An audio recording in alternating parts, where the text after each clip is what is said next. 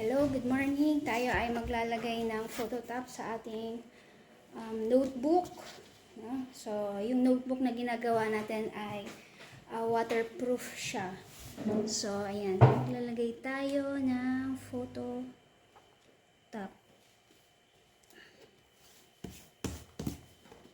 So, yung phototop na gamit natin ay matte finish.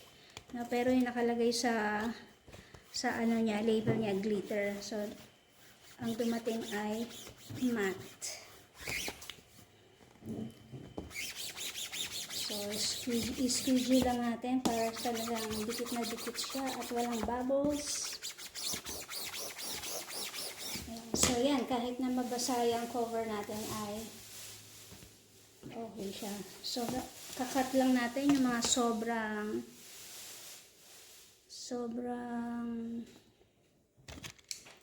sa edge using cutter. Ayan. Dikit na siya.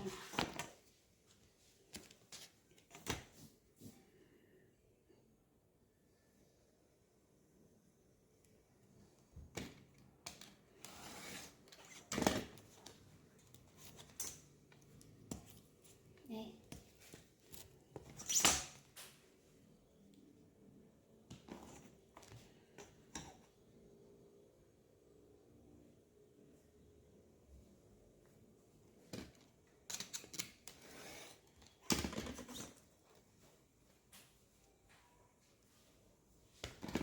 Next.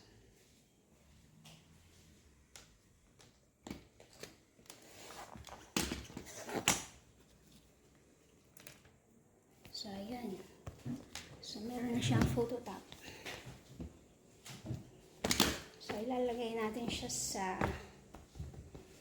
So, ready for binding na to. Pero, dahil wala pa yung adapter ng ating binding machine, no, hindi pa natin siya mababind.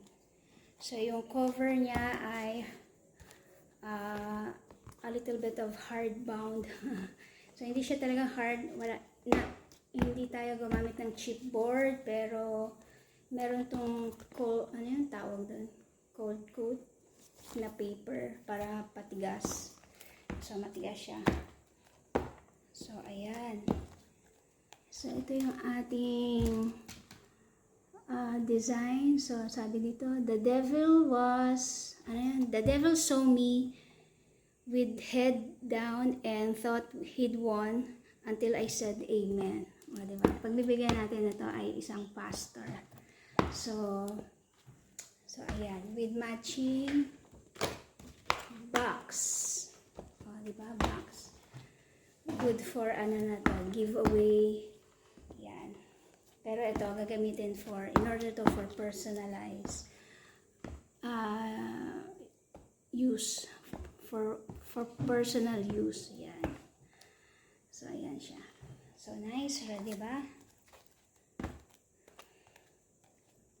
So, yun lang. Ready for binding. Thank you.